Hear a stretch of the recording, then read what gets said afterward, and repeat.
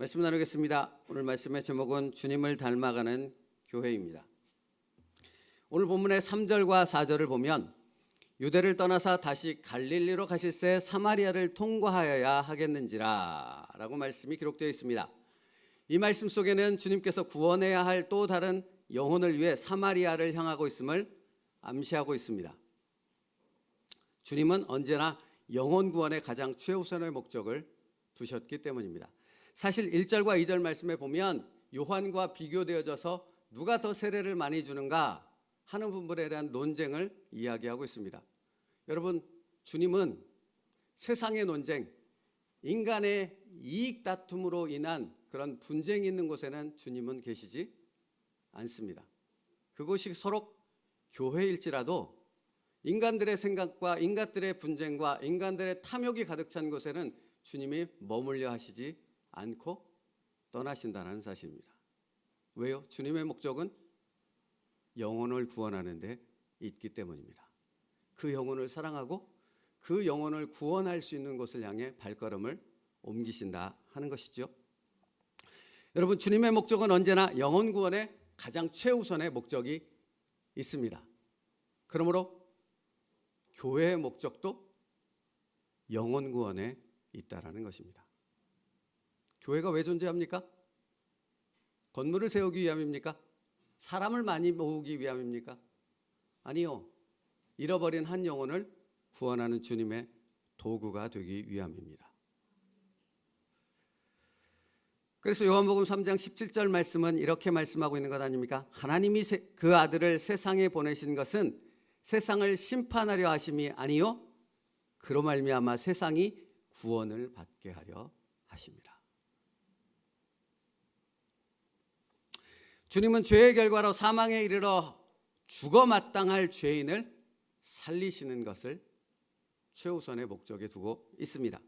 그것을 위해서라면 못할 것이 없습니다. 십자가에서 죽으시는 것도 기꺼이 순종할 수 있는 것입니다. 그렇다면 교회 또한 영혼 구원을 위해서라면 못할 것이 없어야 합니다. 다시요. 교회는 영혼 구원을 위해 못할 것이 없어야 합니다. 그것이 진정한 주님의 교회입니다.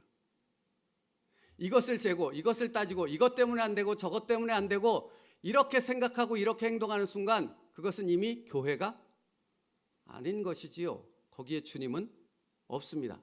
그러나 단 한 사람이 모였을지라도 그 사람이 영혼 구원을 위해서 자기 십자가를 지고 순종의 길을 걷는다면 그곳이 바로 주님이 기뻐하시는 주님의 영생이 있는 교회인 줄 믿습니다. 우리 교회가 그렇게 되기를 축복합니다.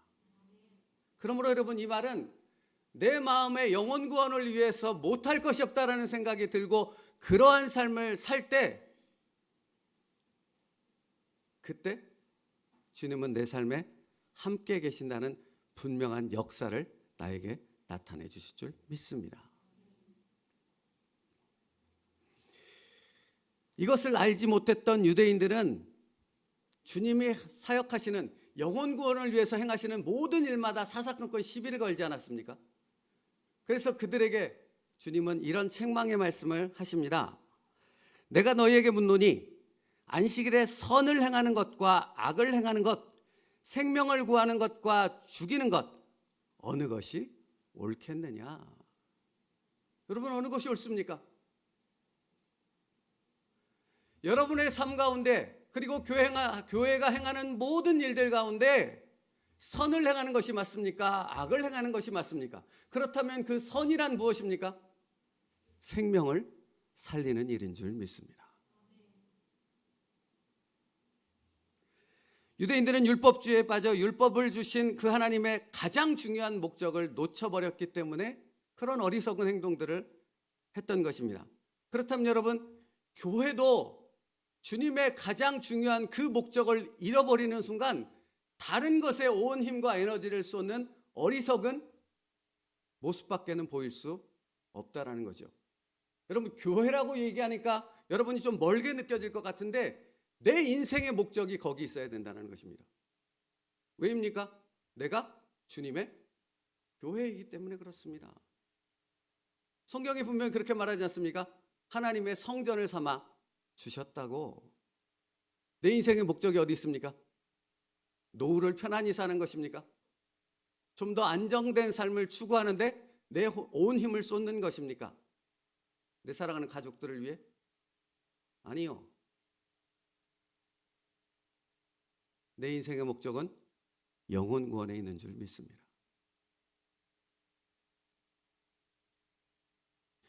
내가 주님처럼 십자가를 지는 그 순종을 통해 누군가 주님을 영접하게 되는 놀라운 역사가 내 삶에 일어나야 할 줄 믿습니다.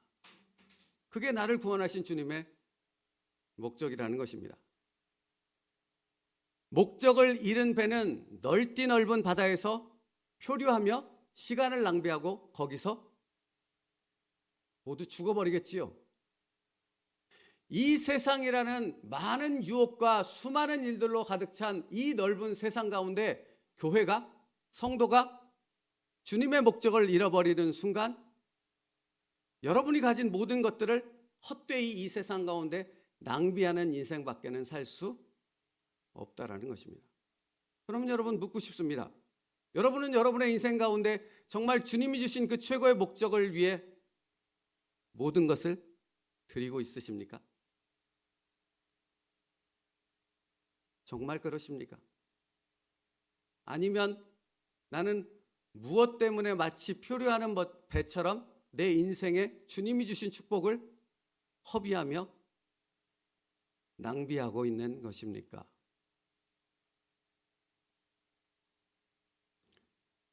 여러분 잊지 마십시오. 교회의 목적은 주님의 목적과 같습니다. 주님의 목적은 무엇입니까? 영혼 구원입니다. 그러므로 주님께서 영혼 구원을 위해서 무엇을 어떻게 하셨는가를 기억해야 하지 않겠습니까? 여러분, 주님은 영혼 구원을 위해서 무엇 하셨습니까? 인내하셨습니다.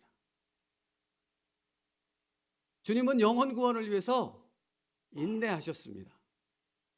제자들이 예수님을 배반하고 뿔뿔이 흩어져 도망갔을지라도 호언장담하던 베드로가 주님을 저주하고 부인하는 일을 했을지라도 주님은 그 배신감과 그 치욕과 모욕을 모두 다 참고 인내하셨다라는 것입니다. 그러므로 여러분, 영혼 구원을 위해서 당신이 해야 될 일이 무엇인지 아십니까? 인내하는 것입니다.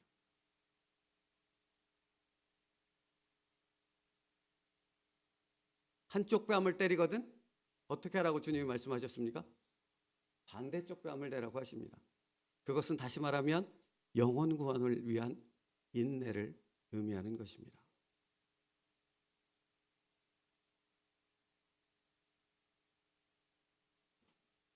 그래서 주님은 한 사람의 영혼을 위해 혼신을 다해 기도하셨던 것입니다. 기도는 인내이기 때문에 그렇습니다. 여러분, 그러므로 교회는, 우리는 한 영혼을 위해 인내할 뿐만 아니라 그 한 영혼을 위해 혼신을 다해 기도할 때 주님과 같은 목적을 가진 진정한 교회가 되어질 줄 믿습니다. 그러므로 불평하지 마십시오. 원망하지 마십시오. 주님이 걸어가신 길을 나도 걷는 것이 은혜요 가장 큰 축복인 줄 믿습니다.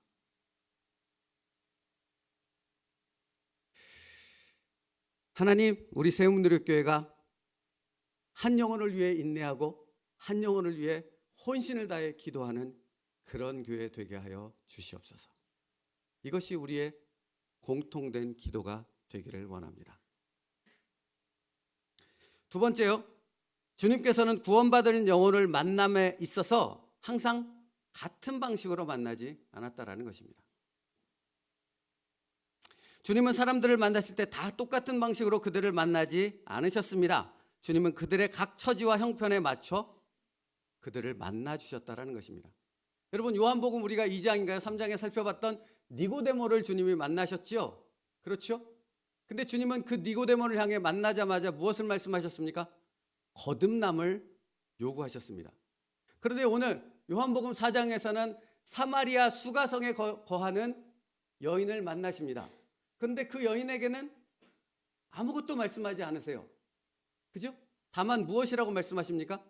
내가 내게 영원한 생명수를 주고자 한다 라고 말씀하십니다. 여러분, 그 사람의 사정과 형편, 그 사람이 가진 수준, 그 사람의 모든 것에 맞춰서 주님은 그를 만나고 그 영혼을 구원하셨다라는 사실입니다. 그러므로 똑같이 대하는 것은 공평하거나 민주주의가 아닌 것입니다. 주님의 목적을 이루는 방법이 아니라는 것입니다. 주님은 그 사람에게 맞게 만나시고 대화하시고 그를 구원의 길로 초청하신다는 것입니다. 여러분, 그래서 제가 종종 이 얘기를 합니다. 지금 예배 시간 저 뒤에 문이 열리고 술 취한 분이 들어와서 어느 자리 빈자리에 앉았다고 생각해 보시죠. 여러분, 술 냄새가 얼마나 지독합니까? 그렇죠? 술 취한데 제정신이겠습니까? 술 취했는데? 그러면 그 한 사람이 저 뒷자리에 앉았을 때 여러분, 많은 교회 사람들이 인상을 찌푸리고, 사실은 저도 그런 경험이 있거든요. 제가 착각을 하고 주님이 주신 목적을 잘 기억하지 못했을 때, 제가 교역자라는 신분이기 때문에 예배를 방해하지 말아야 된다는 생각 때문에 그 한 영혼을 먼저 생각해서 그 영혼이 예배 가운데 온 하나님의 뜻을 먼저 생각해야 되는데, 그렇지 않고 그를 어떻게 해서든지 이 예배 자리에서 쫓아내려고 하는 그런 일들을 했었거든요. 근데 그것이 얼마나 무지하고 어리석고 주님의 목적과 반대되는 것이었던가 하는 것을 깨닫게 되어졌답니다. 여러분, 어떤 사람이든 이 교회 안에 들어왔을 때 우리는 어떻게 돼야 합니까? 주님처럼 그 영혼을 사랑하는 마음을 가져야 할 줄 믿습니다. 그게 누구든 어떤 모습이든 그건 하나도 중요하지 않습니다. 그 영혼을 사랑하는 주님의 마음을 우리도 품는 것에 가장 중요한 목적이 있다라는 것입니다. 그러므로 여러분이 사랑하는 여러분의 가족을 구원함에 있어서 여러분이 못할 일이 무엇이 있겠습니까? 그렇죠? 그 영혼을 구원함에 있어서 여러분이 못 인내할 것이 무엇이 있고, 그 영혼을 위해서 도대체 순종하지 못할 일이 어디 있겠습니까? 그런 성도들 될 수 있기를 간절히 기도합니다.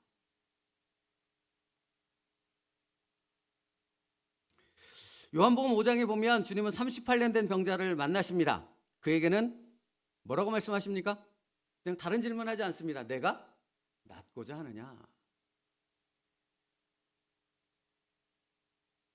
여러분, 이 말씀들을 통해 무엇을 깨달을 수 있습니까? 주님은 그 영혼의 필요가 무엇인지를 관심 깊게 보십니다. 그것을 아십니다. 그리고 그것을 그에게 제공하신다는 사실입니다. 여러분, 교회는 그래서 존재하는 거예요.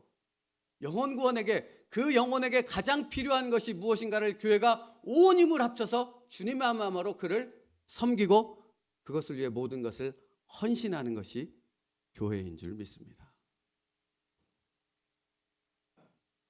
가늠하다 붙잡힌, 현장에서 붙잡힌 여인에게 주님은 뭐라고 말씀하셨는지 여러분 기억하십니까? 나도 너를 정죄하지 않는다. 그러므로 가서 다시는 죄를 범하지 말라.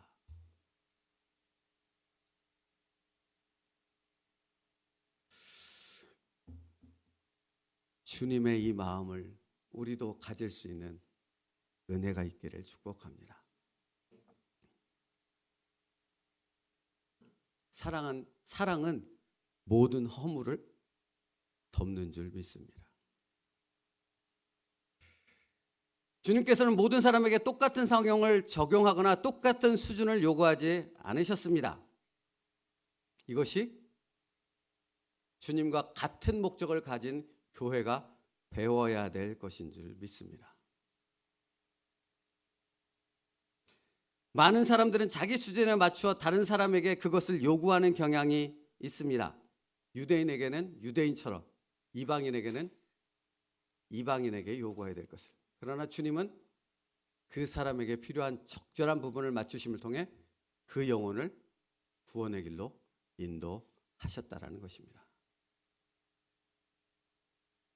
그래서 주님은 위로자가 되실 수 있었던 것이고 친구가 되어주실 수 있었던 것입니다. 우리도 한 영혼의 위로자가 되고 친구가 될 수 있기를 간절히 바랍니다.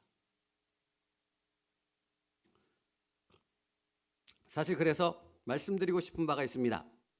저희 교회가 추구하는 사역의 방향, 교회의 목적이 바로 거기에 맞춰져 있습니다.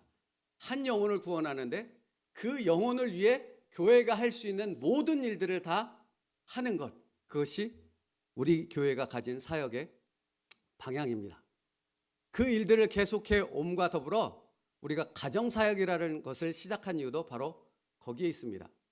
여러분, 보통 교회에서는 새가족이 오면 새가족반을 형성해서 거기서 교육하고 말씀을 가르치고 뭔가 단계들을 거쳐서 교회의 성도가 될 수 있도록 인도하지 않습니까? 그런데 그것이 물론 좋은 방법이기는 하지만 그것이 가진 딱딱함이라든가 사람들로부터 오는 거부감이라든가 여러 가지 부족한 부분들이 있습니다. 그래서 가정사역을 사실 시작한 것입니다. 가정사역의 초점은 교회에 새로 오신 분을 가정으로 초대해서 가정에서 한 가족이 되어졌고 한 믿음의 공동체가 되어졌고 그들이 예수 그리스도 안에서 하나가 되어졌음을 알게 하기 위한 사역인 것입니다. 그래서 그 일을 여러분의 기도 가운데 무사히 잘 마칠 수 있었습니다. 우리 교회는 이런 사역을 계속 확장시켜 가려고 합니다. 그래서 이제 또 한 가지를 놓고 기도하고 있는데요. 청년들과 신혼부부들이 그렇게 가정에서 하나님께로 들어올 수 있는 구원의 문, 복음의 문을 열려고 기도하며 준비하고 있습니다. 사랑하는 새움들교회 성도 여러분, 이 사역에 먼저 기도로 함께 동참할 수 있는 여러분 될 수 있기를 축복합니다. 왜입니까? 주님의 목적에 맞춰서 우리는 그 사역을 행하려 하기 때문입니다. 그리고 여러분 필요하다면 여러분께서 주님이 주시는 감동이 있다면 여러분의 가진 것들을 그 사역을 위해 헌신하여 드릴 수 있는 순종이 있기를 간절히 주님의 이름으로 축복합니다. 우리 교회의 목적이 주님의 목적과 같기 때문입니다. 여러분, 그러므로 또 한 가지 제가 설명드리고 싶은 것은 그렇기에 제가 교회를 개척할 때 그 분명한 목적과 방향을 정하고 출발했습니다. 그런데 구체적으로 그 사역을 어떻게 실행할 것인가 하는 부분에 대해서는 아직 구체적인 계획이 있지 않았습니다. 그냥 주님께 기도하며 주님께서 이끄시는 대로 가다 보니 그 사역이 가닥이 잡히기 시작했고 함께 붙여주신 동역자들을 통해 그 사역을 어떻게 실행하며 어떻게 계획해 진행할 것인가를 이렇게 하나하나 세워갈 수 있었던 것입니다.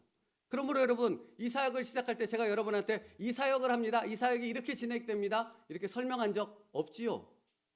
설명할 수 없었기 때문입니다. 제 계획을 가지고 진행한 것이 아니라 주님께서 원하시는 그 목적에 맞춰 가다 보니 주님이 한 가지 한 가지를 깨닫게 하시고 그 일을 실행할 수 있도록 인도하여 주셨기 때문입니다.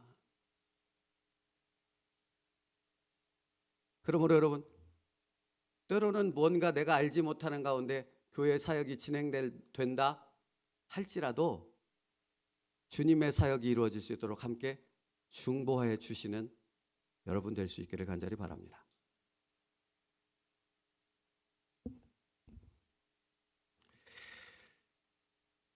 주님께서 행하신 사역을 따라 행할 때 주님의 역사가 일어날 줄 믿습니다. 여러분, 제가 기도 제목을 하나 드렸어요. 청년들과 신혼부부 그분들이 이제 우리 교회 공동체 안에 들어와 주님의 은혜 가운데 한 가족이 되고 그들의 영혼이 주님 앞에 더 깊이 들어가는 성숙한 하나님의 일꾼들이 되기 위한 것을 기도하며 준비하고 있습니다. 여러분, 한 마음으로 기도해 주십시오.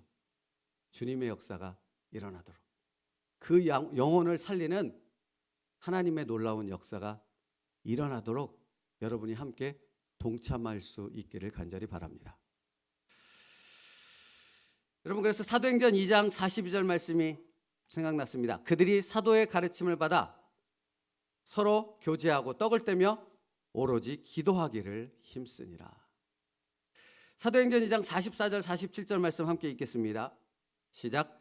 믿는 사람이 다 함께 있어 모든 물건을 서로 통용하고 또 재산과 소유를 팔아 각 사람의 필요를 따라 나눠주며 날마다 마음을 같이하여 성전에 모이기를 힘쓰고 집에서 떡을 떼며 기쁨과 순전한 마음으로 음식을 먹고 하나님을 찬미하며 또 온 백성에게 칭송을 받으니 주께서 구원받는 사람을 날마다 더하게 하시니라. 아멘. 여러분, 그 마지막 뛰어나줘 보세요. 주께서 구원받는 사람을 날마다 더하게 하시니라입니다. 구원받는 사람이 날마다 더해지는 것은 그냥 이루어지지 않습니다. 교회 공동체가 주님과 같은 목적을 가지고 같은 방향을 향해 자기가 가진 것들을 헌신하여 순종하여 내어놓는 순종이 있을 때 주께서 날마다 구원받는 사람들을 더하는 역사가 나타나게 되어지는 줄 믿습니다. 여러분, 이것을 잊지 마십시오. 여러분 한 사람 한 사람이 그렇게 주님 앞에 순종하는 그 모습이 있을 때, 그렇게 인내하며 기도하며 그 사역에 동참하는 그 모습이 있을 때 주께서 그것을 통해 구원받는 사람들이 더해지는 하나님의 역사를 이루어 가실 줄 믿습니다.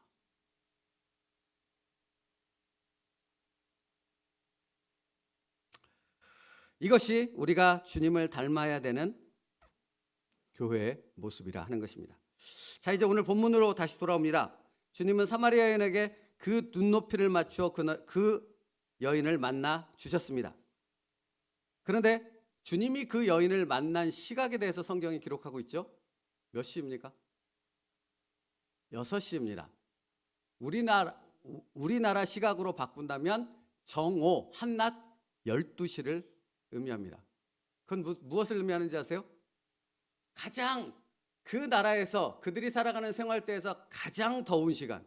그래서 모든 활동을 멈추고 잠시 그늘에서 쉼을 갖는 시간. 그래서 밖으로 아무도 나오지 않는 시간이라는 의미를 담고 있는 것입니다. 그런데 이 여인은 아무도 움직이지 않는 가장 그 더운 시간에 뭐하러 나왔어요? 여러분, 우물이 그늘에 있겠습니까? 뙤약볕에 있겠습니까? 뭐 잘 몰라도 상식적으로 생각해도 뙤약볕에 있을 것 같지 않습니까? 가장 뜨거운 뙤약볕이 비칠 때 그는 가장 더운 그곳에 나와서 우물을 기르러 나온 것입니다. 왜일까요? 왜일까요? 그 누구도 만나고 싶지 않은 것입니다. 왜요? 그 주변에 있는 모든 사람들이 그 여인을 소외시키고 왕따하고 그 여인을 천대시했거든요. 외면했거든요. 그 여인의 마음에는 사람으로 인한 깊은 상처와 아픔으로 가득 차 있었거든요. 그래서 그 누구도 만나지 않으려 했던 것입니다. 그런데 여러분, 아무도 만나기 싫어해서 모든 사람을 피해 가장 뜨거운 시간에 우물에 물을 기르러 나온 그 여인을 누가 찾아와 주셨습니까? 예수님이요. 예수님이요. 모든 사람이 외면해도, 모든 사람이 그 사람을 부인해도, 모든 사람이 그 사람을 싫어해도 그를 찾아와 만나주시는 분이 계시는 줄 믿습니다. 그분은 바로 나를 구원하신 우리 주님이신 줄 믿습니다. 여러분, 주님이 그 여인을 찾아올 때 그 여인의 사정과 형편을 주님은 아셨을까요? 모르셨을까요? 분명히 아셨다라는 것입니다. 그 여인의 상처를 아셨고요. 그 여인의 사람들로부터 받은 그 아픔을 주님은 아셨습니다. 그러면 여러분, 주님은 그 여인에게 무언가를 책망하고 무언가를 가르쳐주고 무언가 그 여인에게 교육하기 위해서 오셨겠습니까? 아니요. 주님은 그 여인에게 와서 오직 무엇을 말씀하셨습니까?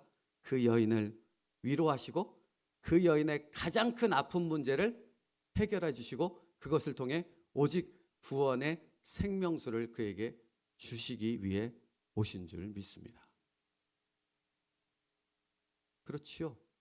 여기에 교회의 목적이 있다고요. 교회는 주님처럼 그가 가진 그 아픔과 그 고통을 위로하며 그에게 주님의 생명수를 전달하는 전달자가 되어져야 할 줄 믿습니다.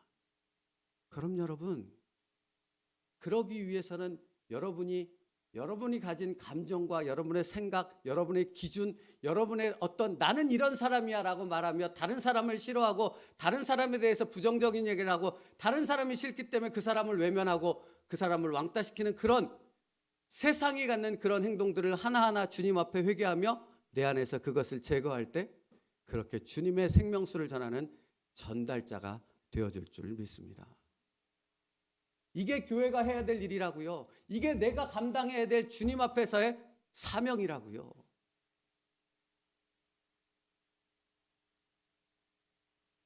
여러분, 저는 싫은 사람을 보면, 극도로 싫은 사람을 보면 청년 때 어떻게 했냐면 없는 사람처럼 봤습니다.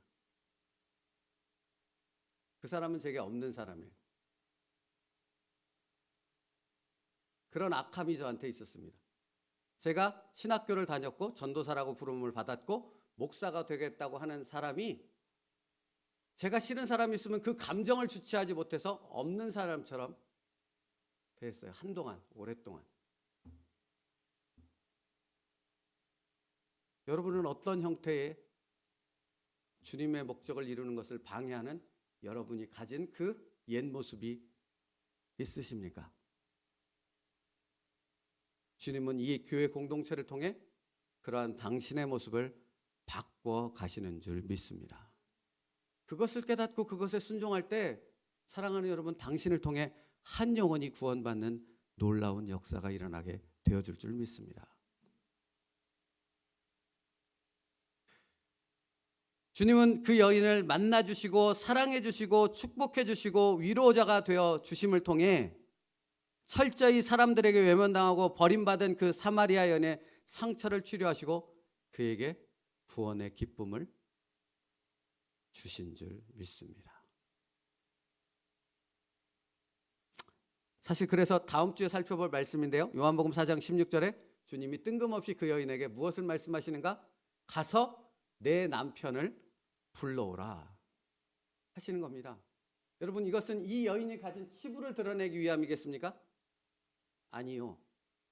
내 죄 사함을 받았느니라. 이것을 선포하기 위해서 그의 죄를 드러내시는 것입니다. 그리고 그것을 사하심을 통해 진정한 영생의 길로 그 여인을 들어올 수 있도록 그를 인도하셨던 것입니다. 그렇다면 여러분 생각해 보십시오. 교회 안에 이렇게 많은 사람들이 모여서 공동체를 이룰 때 그가 가진 그 죄의 근본, 하나님 앞에 구원의 길로 들어가지 못하게 해야 되는 그 추악하고 더러운 것들이 드러난다면 여러분, 그게 유쾌한 일이겠습니까? 그게 기뻐서 할렐루야 찬송할 일이겠습니까?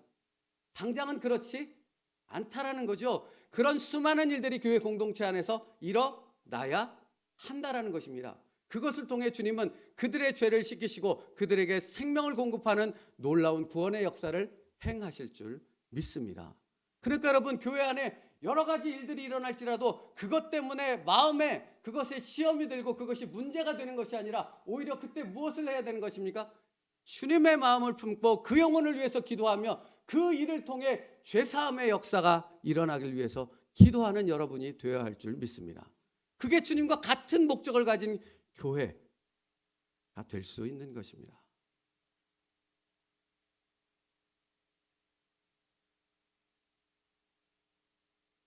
사랑하는 성도 여러분, 그러므로 예수님을 더 깊이 알아갈 수 있는 은혜가 있기를 바랍니다.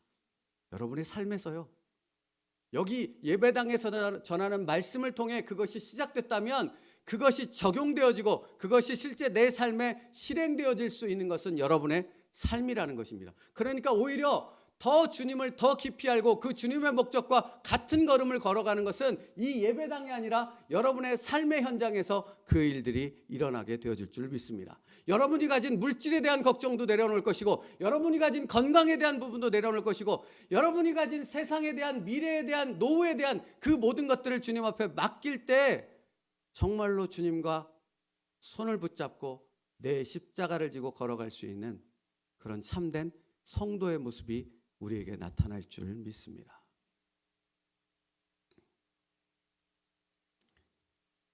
말씀 마치겠습니다. 그러므로 사랑하는 성도 여러분, 오늘 말씀을 통해 여러분이 가장 먼저 해야 될 것은 여러분의 좁은 마음을 주님 앞에 열 수 있는 은혜가 있기를, 그런 순종이 있기를 축복합니다. 여러분, 내 마음이 이렇게 좁아 터져서, 사실은 저를 향한 얘기입니다. 제 마음이 좁아 터졌거든요, 사실은. 이 좁아 터진 마음을 그냥 붙잡고 있으면 주님의 은혜가 들어오다가, 주님의 그 사랑이 들어오다가 튕겨나가서 그 주님의 사랑을 실천하는 자가 되지 못하거든요. 그러면 무엇 해야 됩니까? 욕심으로, 걱정으로 가득 찬 내 마음을 주님께 열 때 주님께서 내 안에서 역사하실 줄 믿습니다. 우리 성경 하나만 같이 읽을까요? 계시록 3장 20절 말씀이요. 계시록 3장 20절 말씀이요. 같이 읽겠습니다. 시작. 볼지어다 내가 문 밖에 서서 두드리노니 누구든지 내 음성을 듣고 문을 열면 내가 그에게로 들어가 그로 더불어 먹고 그는 나로 더불어 먹으리라. 아멘. 주님께 문을 열면 내가 그로 더불어 먹고 그는 나와 더불어 먹으리라. 당신의 고집이 주님을 문 밖에 서 계시게 할 수 있습니다. 당신의 불평과 원망이 주님께서 내 삶에 역사하시는 것을 가로막는 장애물이 될 수 있습니다. 문을 열고 모든 것을 주님 앞에 내어 맡기고 주님이 쓰시도록 헌신하여 내어 드릴 수 있는 그 결단이 오늘 우리에게 있기를 간절히 축복합니다. 여러분, 이것은 단순히 물질만을 얘기하는 것이 아닙니다. 여러분의 마음 자체를 얘기하는 것입니다. 삶 자체를 얘기하는 것입니다. 문을 열고 주님께 그것을 내어드리면 주님께서 역사하시는 그 놀라운 은혜를 내가 체험할 수 있는 주인공이 되어질 줄 믿습니다. 기도하겠습니다. 주님, 오늘 닫혔던 나의 마음의 문을 열게 하옵소서. 그리고 나의 구주이신 생명의 주님을 내 마음에 맞아들이게 하옵소서.